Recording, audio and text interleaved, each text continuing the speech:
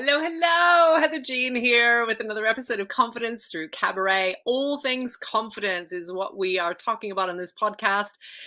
And if you are listening to this on podcast, you should know that you can also see the video version, which is on Vodcast playlist on Confidence Through Cabaret YouTube channel. And if you're watching this on YouTube, you can also check out the audio version on Confidence Through Cabaret, just anywhere you get your podcasts. I am so excited today to be joined by someone that I consider a very dear friend, but also that I admire very much, somebody who is just absolutely wonderful. They're a small business coach, a small business accountability coach. So we're going to talk a little bit more about what that means. And my guest inspires you to take the next steps that you need for your business. So simplifying behind the scenes operations and your marketing process to have more time with your clients without the overwhelm. So we'll talk a little bit about my guest's personal story. I'm not going to go too much into it, but I will feed that throughout the episode today.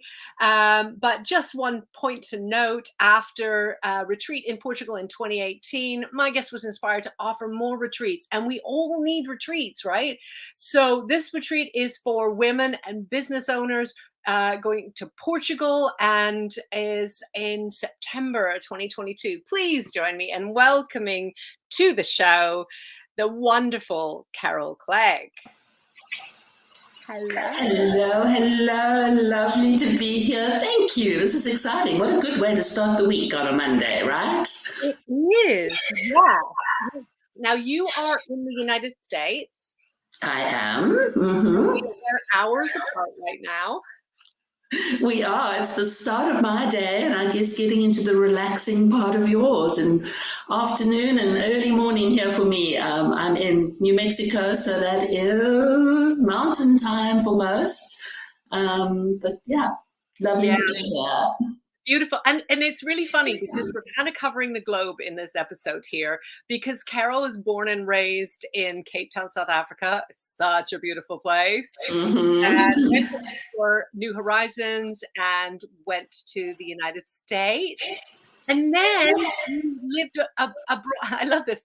Your bio says we lived abroad. It's like, yeah, you were already abroad in the United States. Love that. And you were sailing in the Caribbean. We did. So that was such an important part of our lives, and I look back on it with just such gratitude. We didn't know where we wanted to live when we left South Africa and fell into sailing and buying a sailboat and then raising our kids. So we spent 6 or 7 years out in the Caribbean. I love the fact of not belonging then, which sounds crazy, to any country. So we had to clear in. Then we were traveling on our South African passport, which was a little iffy in some of the countries that we went to. But we were free of all the politics, of all the everything of those countries. We were just guests. And so we were just floating around in our home with our children and, just feeling like we were very worldly in the sense of belonging to the world and not having to go, I'm a South African, I'm American, I am British. It was kind of fun. It's kind of a funky thing that I just remember. But there were many, many other wonderful values and memories of just, being together with our kids and just, having that incredible time of, neither Rob nor I being away at a job. So that was a gift. That certainly was a gift. Wonderful. And in this episode, we are talking about taking a break as an entrepreneur, or at least that's our theme. And so it's very interesting because we're going to get into it, that you even needed a break after having that wonderful lifestyle, homeschooling your children, traveling around on a sailboat. It just sounds like idyllic. It certainly was. And I know that it's only recently I've always advocated for keep in touch with your business, take it with you, always be doing just a little bit, don't disconnect completely.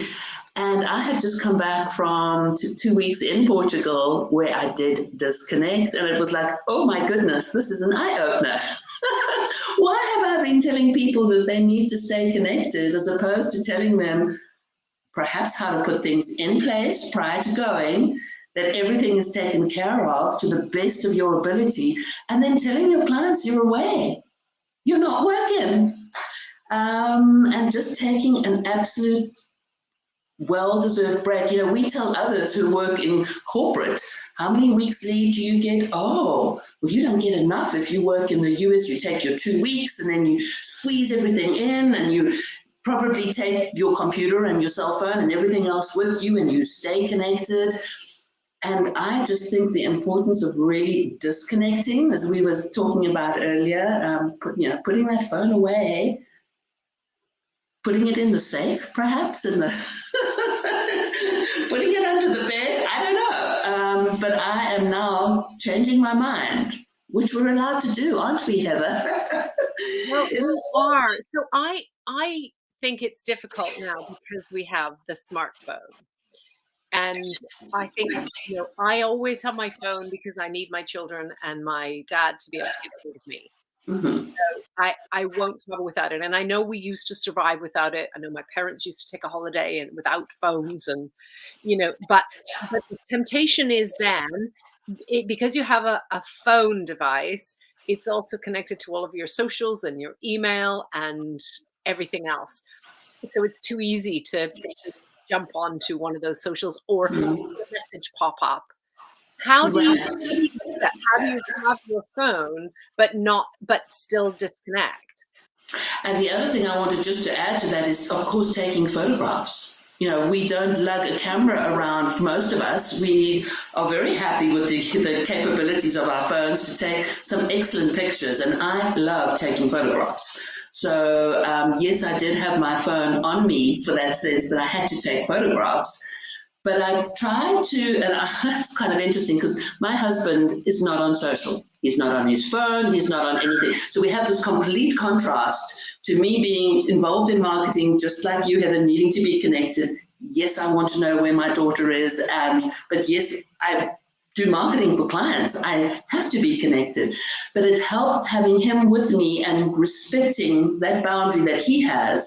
So I just checked in at certain times of the day, as opposed to all times of the day. So if it would be first thing in the morning, and I want to try and keep with that now that I'm home, even on emails, is going, I'm going to check into my email maybe 3 times a day, beginning of the day, middle of the day, end of the day.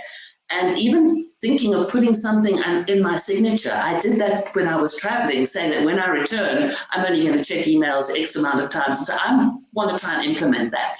And not be available to check something all the time. So I have been saying that for a very long time, since emails came out in the corporate world, about checking your emails, even when you are in the office, checking your emails at the beginning of the day, sometime either before or after lunch that sets up your afternoon, and then towards the end of the day, maybe 4:30. And people have looked at me like I'm crazy. But the reality for me, because I have always been an on-site corporate trainer, or at least before COVID, that's what I always was, I couldn't be checking my emails. And so, because if I'm running a training session, I'm not checking my emails. That's correct. Mm-hmm. And it's rude, and there's lots of things. But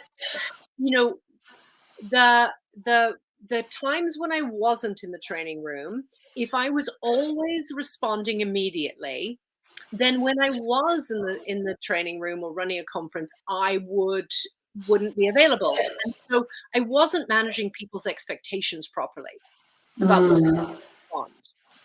So I kept that 3 times a day, have done since emails came out, and it really works because it then sets that time. So if you can't be on it, you're covered. The difficulty I think now, having an online business, is because I really do still do that. It's the messages. It's that they pop up. It's that, and I, for example, I know you and I are connected on LinkedIn. I don't have LinkedIn enabled to notify me. Right. But what I have started doing, and we'll get into this in a second, because I also took a break, and you and I had quite similar experiences. What I have started doing is on your smartphone, you can set it so that it gives you a morning, however often you want. I have a morning, afternoon, and evening summary, and it gives me all of what would have pushed through to me throughout the day at those times only. I think that's an excellent way of doing it, because there's also that, when you transition from one thing to the next thing, how long it takes you to get back into the flow of what you were doing. So if you're responding to an email and then you're considering what that email entails, and if it be for you, a client or a retreat or something, then your mind goes down that path. And then you've got to come back again. So that just, not only the notifications are they distracting, but it prevents you from coming back in. And that'll take me down another whole trail, because I love theming the days of my week to help with that distraction and to be more productive in less time. Because you've heard me sort of, free yourself up so that you've got time not only to work with your clients, but to have time for yourself. And I am working with this. Mondays mean this, Tuesdays mean, and I'm theming the days of my week. I like to be the 4-day work week gal. So Fridays are my day off to the best of my ability when I can. But, so this combination of what we're talking about, checking your emails 3 times, reducing your notifications, and then staying in the flow of the same thing. So if you are going to be, responding to emails, don't be doing anything else. Get on with that. Don't touch them, open them, look at them, read them, close them, and not respond. It's get it done, and then it's, you can move on to something else.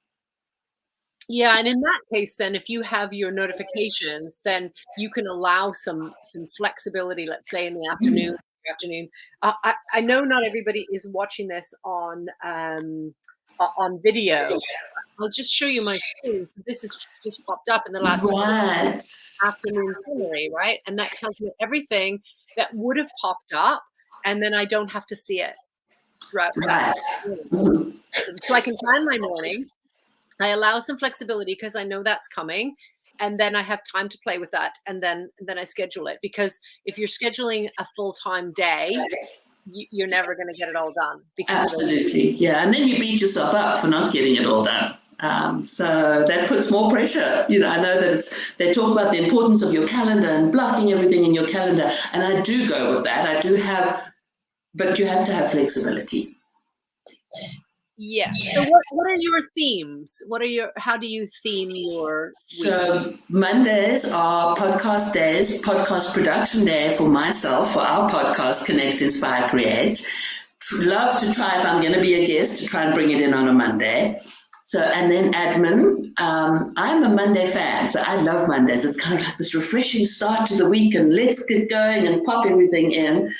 I'm also a Clubhouse is one of my tools in my kit this year. So very focused on audio. So Clubhouse is another Monday tool. Tuesdays are everything marketing.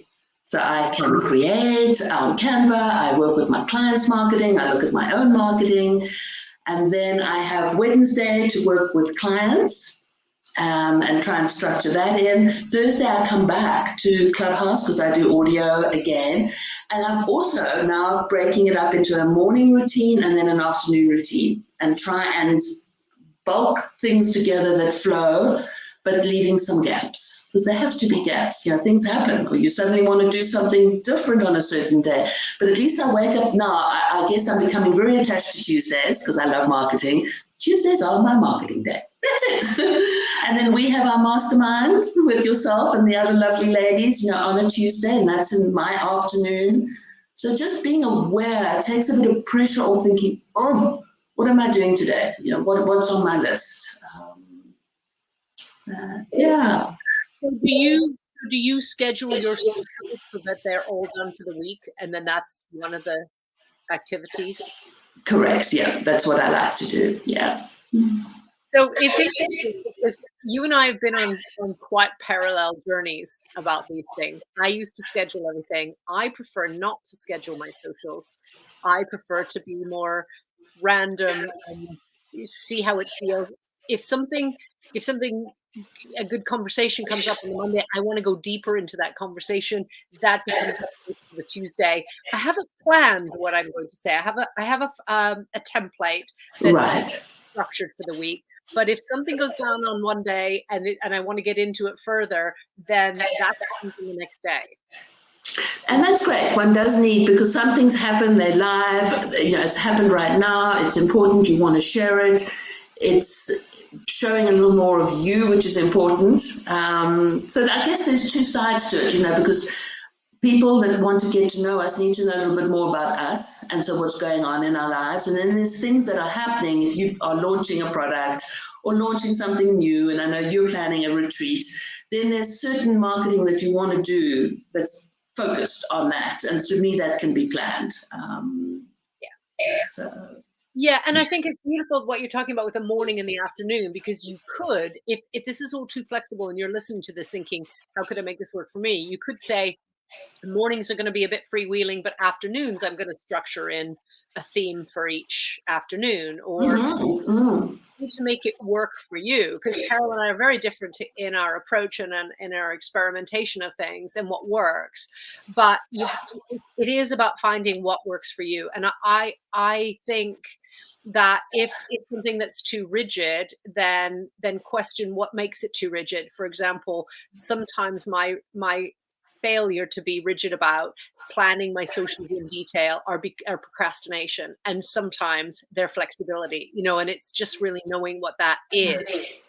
And that's where taking a break can give you some space from your business to be able to see it as it is. And both you and I have had that this year, where we've had a break and then found it tricky to get back in that flow. So do you want to share what happened for you recently, Carol? Absolutely. So I guess I was having so much fun taking a complete and absolute break and not feeling responsible, and also having a little bit of an attitude of, we do need to do this. People can wait for us to come back and start talking to us again. But then I derailed a little bit and thought, well, what do I want to be doing?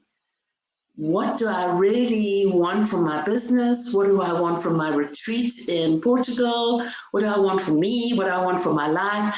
And it kind of spun me around a little. And I was like, ooh, there's some questions, there's some things that I need to look at. But I did leave that while we were away and thought it was only in coming back.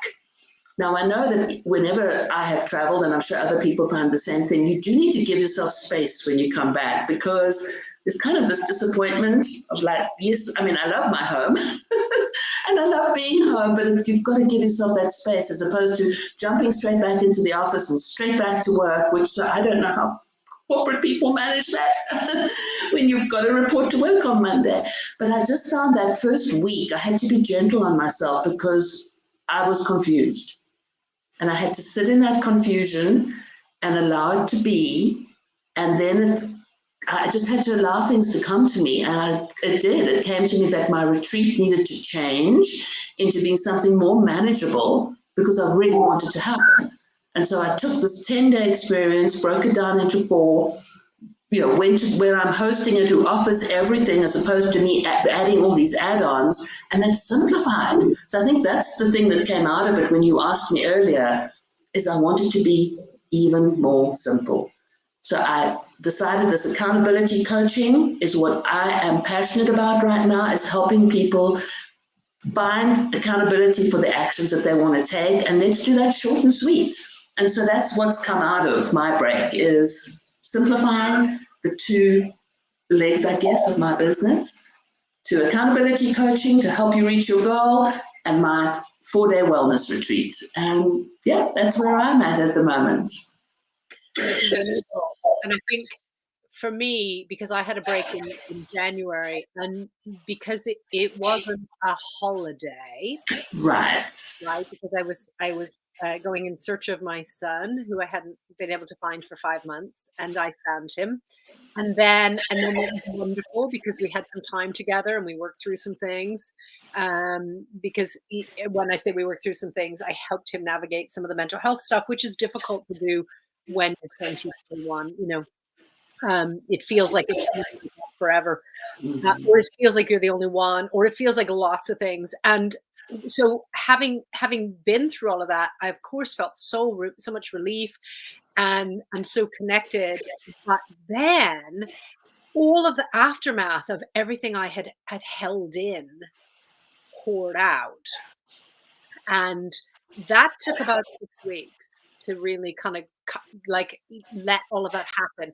And you're right, you do have to let that happen. Mm-hmm. One of the things that hasn't come back to me is the uh, constant checking socials in other people's groups. Right.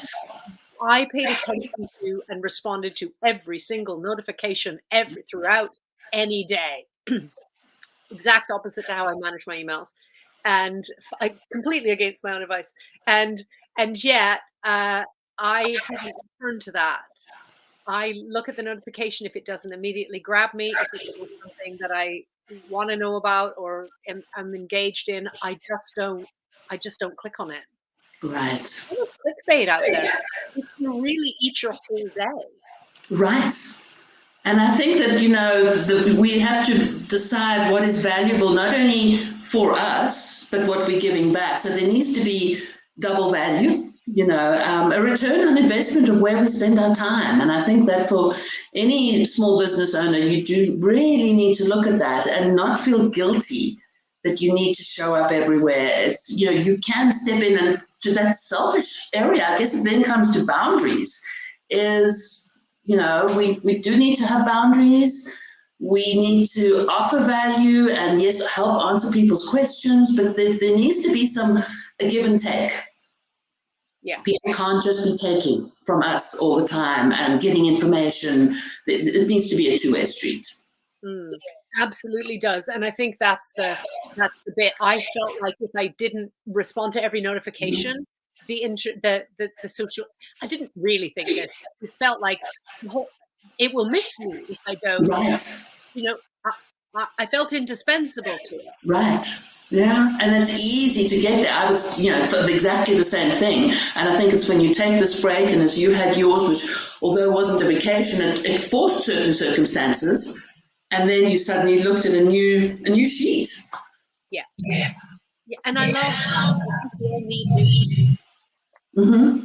Yeah, take a fresh look, step back. So whatever that might look like is even just tell yourself to step back and take a break, even if you did that for a handful of days and then spend that time reevaluating where you want to show up. And I guess that then ties into, where are you talking to your audience? Where is your audience hanging out? But also, where do you like to hang out?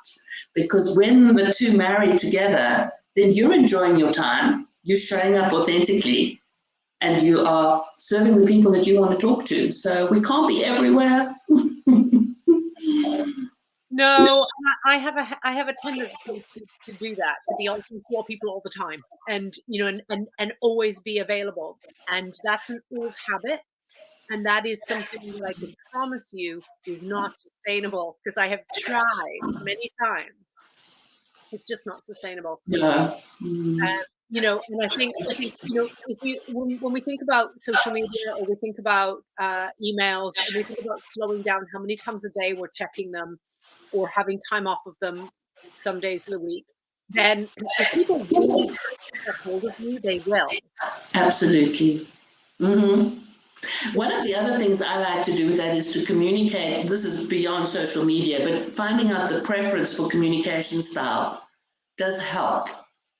So if you say to somebody, are you an email person or do you prefer text? And I have that instant coming up now. There's somebody new that I'm going to be hosting a new type of room on Clubhouse.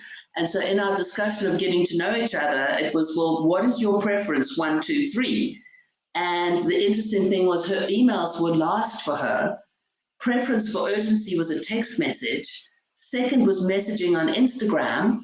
And third was emails. And I was like, well, I can work with that. Now I know how to communicate with you. I can be adaptable to that. I think finding out, specifically working with clients or perhaps somebody you're collaborating with, is let's find a middle ground. So if her number 2 matches my number 2 and we can put that together and go, okay, it's Instagram messaging where we'll connect, then I can relax. because then you know where to find your communication as well, as opposed to opening up an email, checking your phone. You can just go, okay, this is where we'll find each other. And especially now with you being an accountability coach, then you need to not be taking them onto platforms that they're trying not to spend too much time on, because you're messaging them on, I don't know, Instagram, and they want an email or a text message. Exactly. It really is important. Contract. And how do you find Clubhouse then? Do you find that audience trails over into Instagram? Is that the link? From Clubhouse? Sorry, I didn't get. So Twitter and Instagram, absolutely, and then some back channeling on the platform itself. So, I like LinkedIn. I like connecting with people on LinkedIn. So I have that at the bottom of my bio on Clubhouse, and your bio on Clubhouse is important so people know what you're offering, where to find you. Needs to be fun.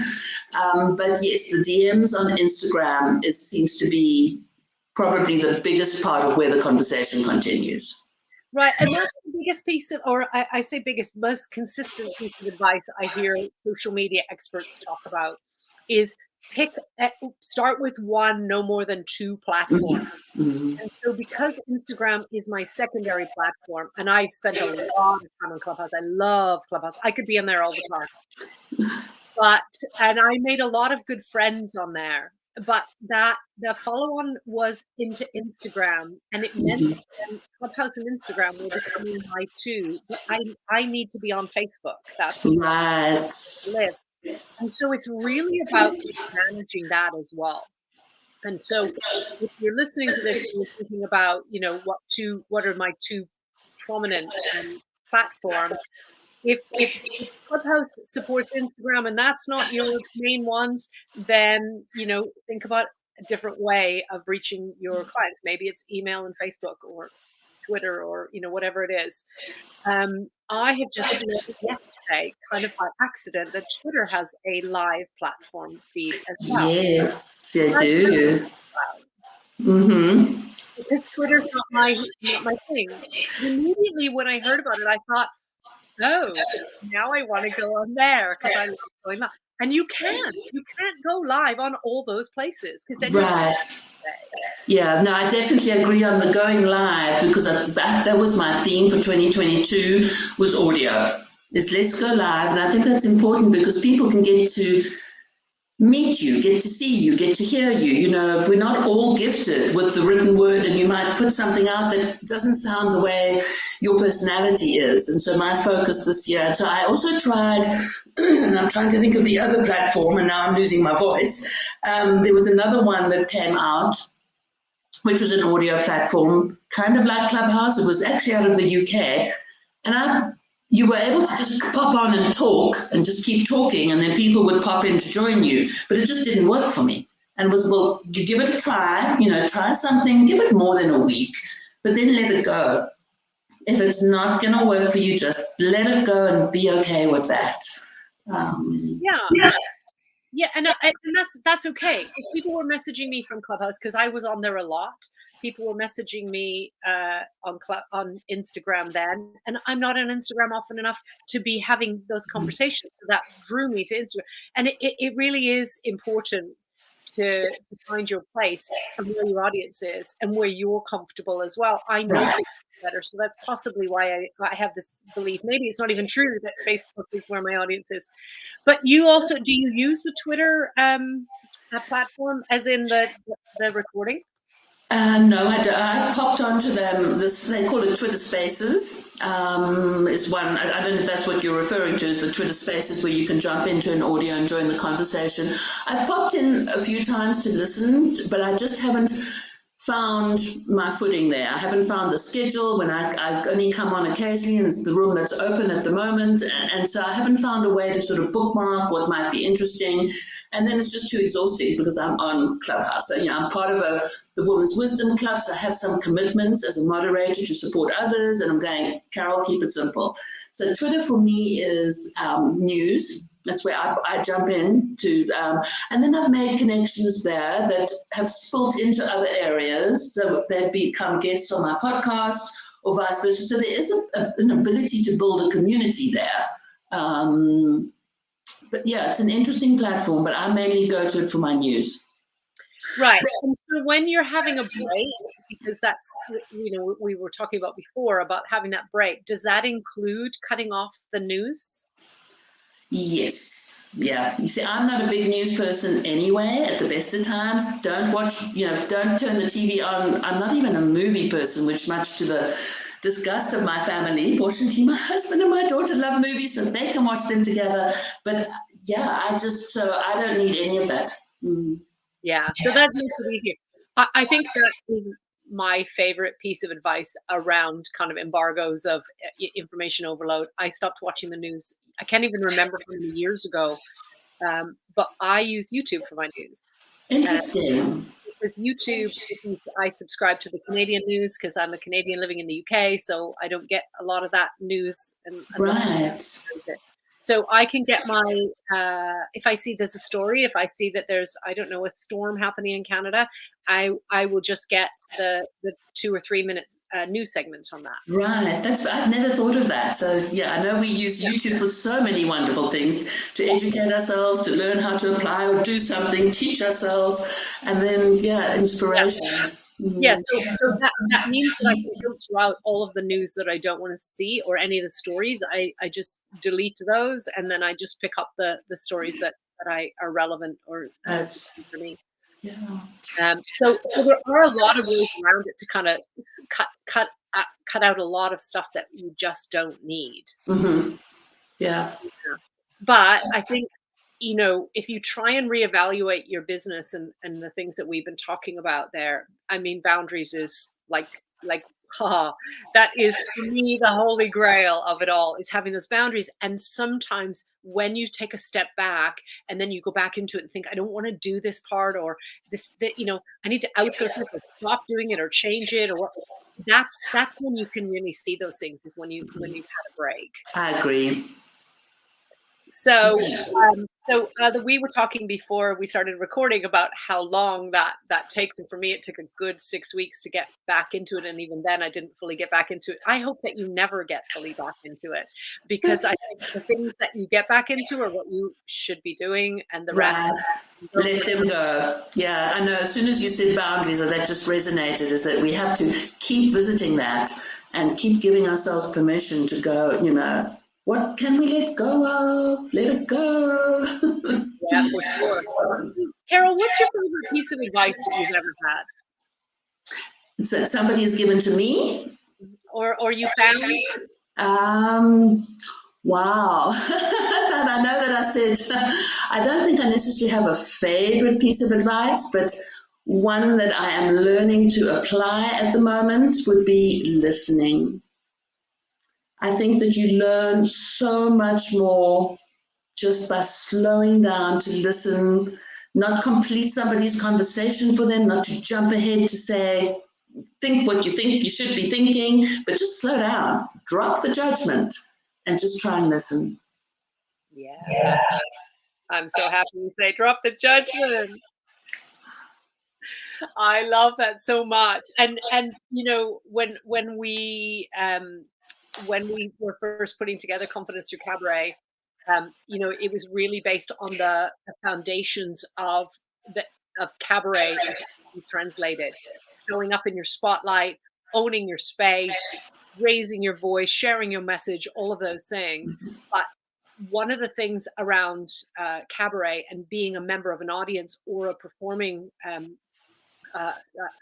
person on the lineup is that it cannot be judgmental. Audience members are asked to leave if they are judgmental in a real cabaret, because it's not acceptable. It is a very inclusive space, because it's a vulnerable space if you're on stage. Right. And so in order for people to be vulnerable, it has to be judgment free. Mm-hmm. And so I love that. I love that. And slowing down, I mean, that's advice. That's advice that we all need. So, Carol, if you were performing cabaret, So cabaret for me is anything that is in a small or fairly intimate audience. So it's not a huge auditorium. It's not the Royal Albert Hall or, somewhere huge. It's somewhere quite intimate where you actually will connect with your audience. And it could be anything on the stage. Usually it's a mix of singing or dancing. It could be burlesque, it could be drag queen, drag king, could be contortion, could be aerial, could be comedy, could be a combination, any of those things. If you listen to any performers that kind of worked their way up, they will have worked in cabaret clubs, comedians. Bette Midler often talks about the cabarets that she performed in, down back alleys and all kinds of things. So what would you be performing if you were performing cabaret?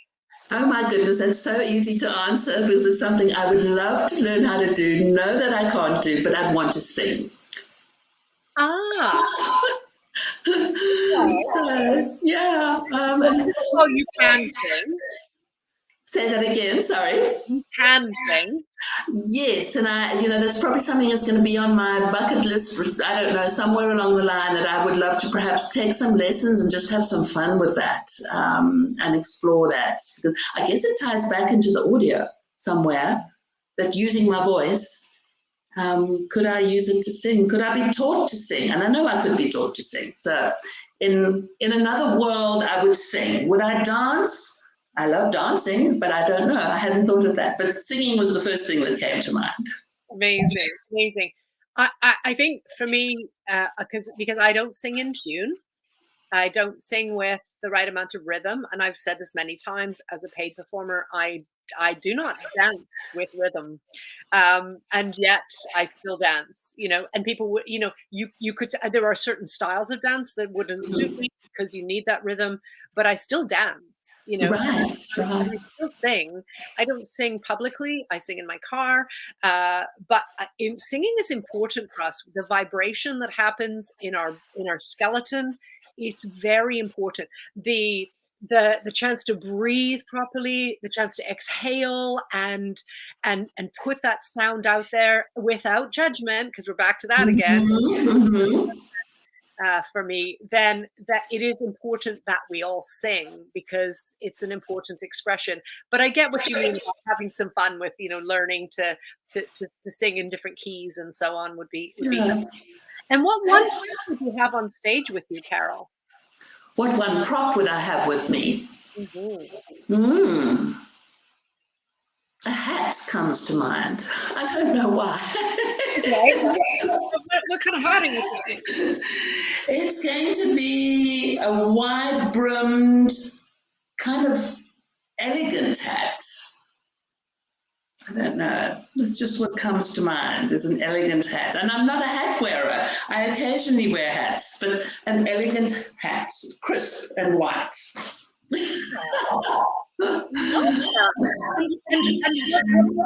Is there a significance to that? Is it so that you can kind of hide behind the brim, or so that you can peek out, or so you can reveal, or what are you thinking? No, I don't think any of those. I think just as a completion to an outfit, perhaps. I love that. Here's where I'm going with this, Carol, and that my first couple of questions around cabaret are really leading to this. Is you're about to go on stage, you're about to sing, you've got your hat and your outfit, and it's all complete, and you're feeling amazing, and you're ready to go. And the compere says, "Please welcome to the stage." What is your stage name, Carol? Aha. So with me not knowing, you usually have a stage name and you don't go by your own name? Is that... You go by your own name? Are you Carol? Are you Carol Clegg? Are you CC? I'd just be Carol. You'd be Carol? Mm-hmm. Okay. I love that. I love that. So often people have a stage name, not always. And sometimes the stage name is something quite obscure, and sometimes the stage name is a bit clever, and sometimes the stage name is just something that captures the essence. I use Helen on stage because that's what everybody called me, and so I kind of got stuck with that, and so still my name is Helen. And And that has a different persona for me. I can understand that. Yeah, that's something to explore. Because there's two parts to it, I suppose. There's one where you are stepping into something that's fun and a dream, or there's the other part where you are wishing you were something else. Yeah, It's permission to play. right. Yeah, yeah. Would I be Samantha? I don't know.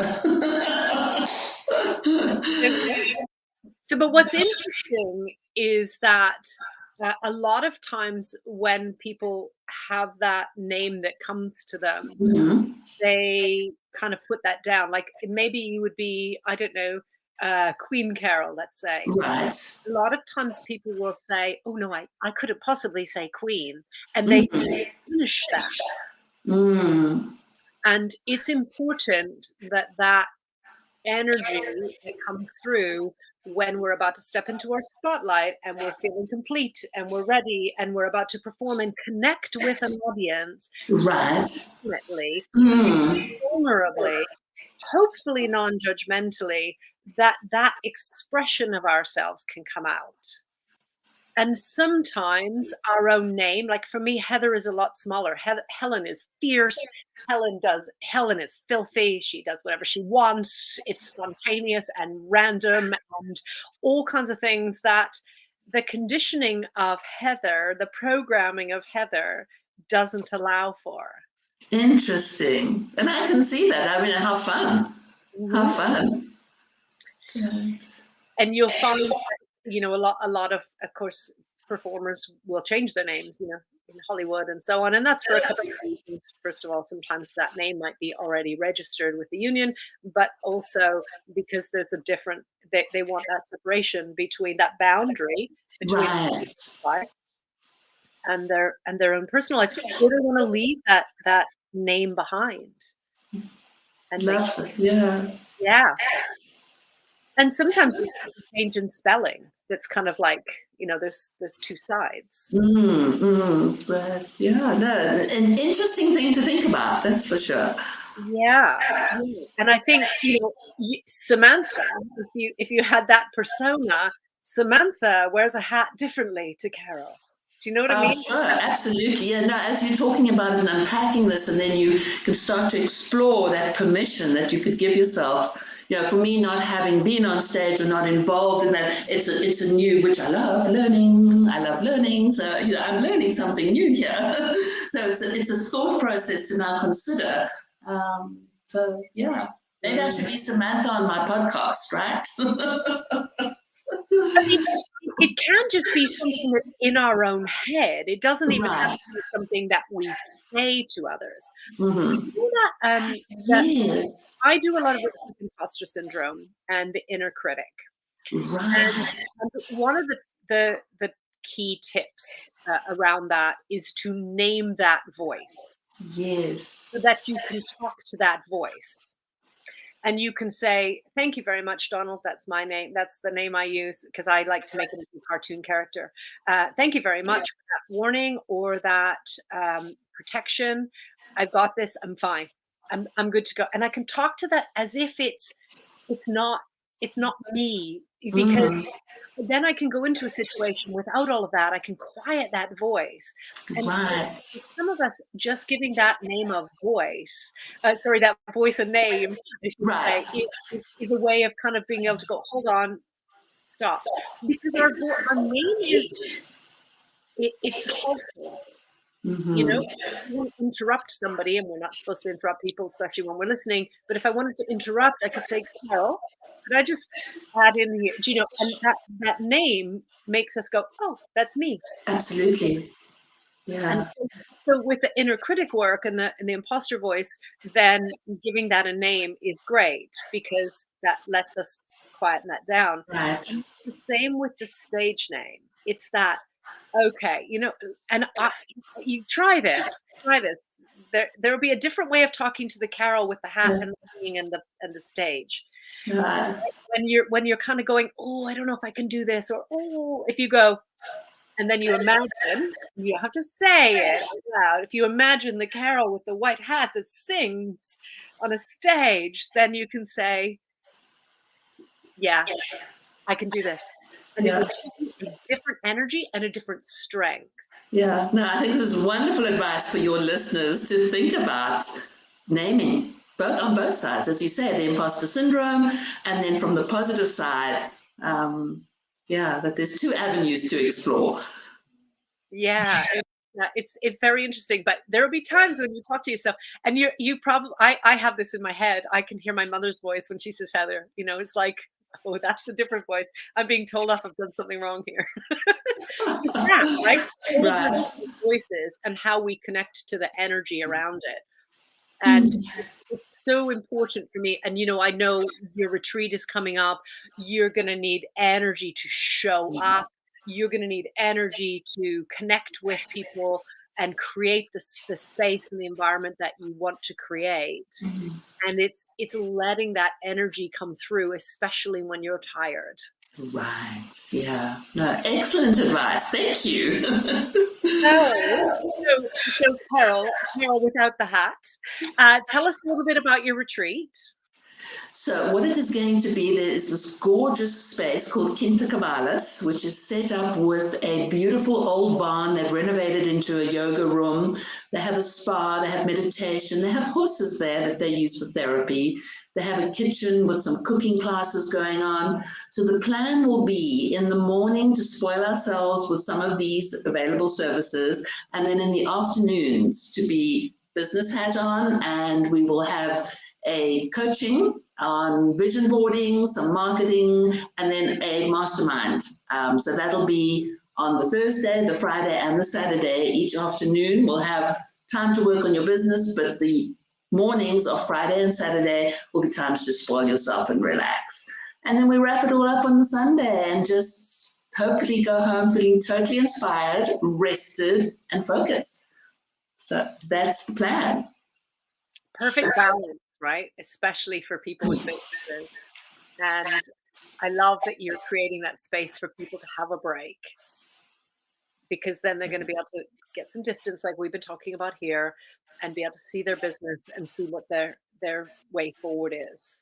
Absolutely. And I think the power of masterminds, as you well know yourself, that just brainstorming with others can sometimes just open the window to something that, we don't all have to be experts. We can all be learning from each other. And so I think that's the value in the mastermind time, is just having some time to hear from others, that they're looking at you from the outside and perhaps have some advice that you could take away and that would move you forward. Beautiful. And I know we have a lot of UK or European listeners here, and that's something that might appeal to you, particularly as it's a 4-day weekend. I know from I say weekend, a 4-day retreat, I should say. And I know that can be a long way to go unless you're combining it with something else from North America. But how can people find out more about your retreat, Carol? Very simple, lisbonretreats.com. So everything is on my website, and I am available to chit chat if you've got questions or wondering if it's a good fit for you. I'd love to just have that opportunity to talk in person, because this will be a small, intimate group of only 10. And so sometimes it's good to just hop on a call and get to know and get your questions answered. So everything's at lisbonretreats.com. Thanks, Heather. No, it's a pleasure. It's a pleasure. Now, outside of the retreats, how can people find you, Carol? So I am a LinkedIn fan, as I mentioned. So you'll find me on LinkedIn at Carol Clegg, really simple. You'll find me on Clubhouse, same name. And you'll find me on Instagram at Carol Clegg Coaching. Beautiful. And that's if you're not watching the video version of this, the podcast, if you're listening on audio, it's Carol Clegg, and that's CLEGG. So that's how you're going to find Carol. Thank you so much for being here, being part of this conversation. This was fun. I'm going to go and play with the hat and the names. Let's see who I'll be this afternoon. Thanks so much for having me. It is such a pleasure. It's dress up. Why do we stop playing dress up once we grow up?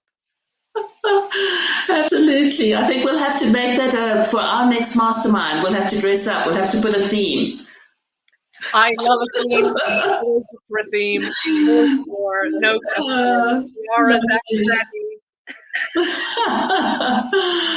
Lovely. Well, thank you, Heather. This was a wonderful time to start my Monday morning. So thank you. Brilliant. Thank you so much. So for those of you listening, those of you joining us, we do reach out to Carol, find out about the retreat, and find out about the what is the word I'm looking for? The I've lost the word. The coaching. The accountability coaching. Yeah. It's fine. We all forget our words. Absolutely. For sure. You will find that everything in Confidence Through Cabaret can be found by searching Confidence Through Cabaret. So YouTube channel, Facebook, Instagram, everywhere is Confidence Through Cabaret. If you search, you will find us. You can also get a hold of me on the socials as Heather Jean. That's my personal accounts. So feel free to message and reach out. The only place that we are not Confidence Through Cabaret is Twitter. We are at YBYWYS. And on Clubhouse, I am at Heather YBYWYS. And those 6 beautiful letters stand for, it is your body, and it is your world, and it is your stage. Take up space, own it, enjoy it, play. We'll see you next time. Thanks so much for joining us. Bye for now. Bye-bye.